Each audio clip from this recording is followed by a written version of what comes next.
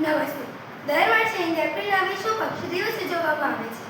આ દિવસ ઉજવવાનો મુખ્ય ઉદ્દેશ લોકોમાં પક્ષીઓના સંરક્ષણ, તેમના મહત્વ અને પ્રકૃતિમાં તેમની ભૂમિકા વિશે જાગૃતિ ફેલાવવાનો છે. પક્ષીઓ પ્રકૃતિનો ખૂબ જ સુંદર અને મહત્વપૂર્ણ ભાગ છે. પક્ષીઓ આકાશમાં ઉડતા જોવા મળે છે અને તેમના મીઠા કલરવ પ્રકૃતિને તેઓ આનંદમય બનાવી દે છે. પક્ષીઓ પર્યાવરણ માટે ખૂબ જ ઉપયોગી છે. કેટલાક પક્ષીઓ ખેતરમાંથી જીવતો કરીને ખેડૂતોની મદદ કરે છે, જેના કારણે પાકનું રક્ષણ થાય છે.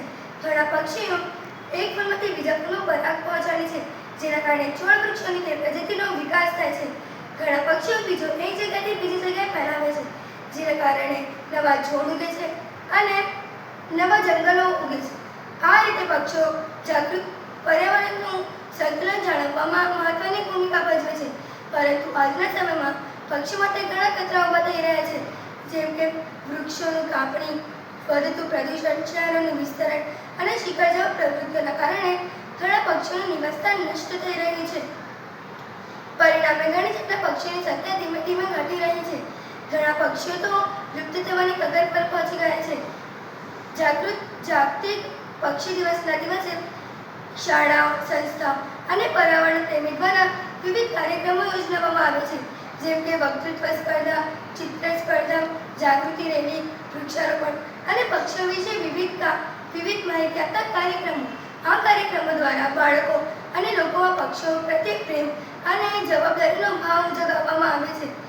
આ દિવસે આપણે પણ કેટલા સારા સંકલ્પ લેવા જોઈએ, જેમ કે વૃક્ષોને વાવવું, પાણી અને દાણાના વાટકા રાખવા, પર્યાવરણને નષ્ટ ન કરવું અને ઉનાળામાં ખાસ કરીને પક્ષીઓ માટે પાણીના કુંડા રાખવાથી તેમને ખૂબ મદદ થાય છે. અંતમાં એટલું કહી શકાય કે પક્ષીઓ પર્યાવરણ માટે ખૂબ જ મહત્વપૂર્ણ છે.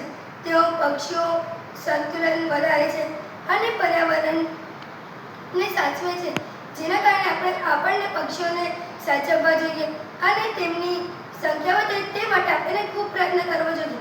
ચાલો, વિશ્વ પક્ષી દિવસના દિવસે આપણે સૌ મળીને સંકલ્પ લઈએ કે પક્ષીઓની સંખ્યા ઘણી વધે તે માટે આપણે પ્રયત્ન કરીશું અને પક્ષીઓને બચાવીશું. ધન્યવાદ.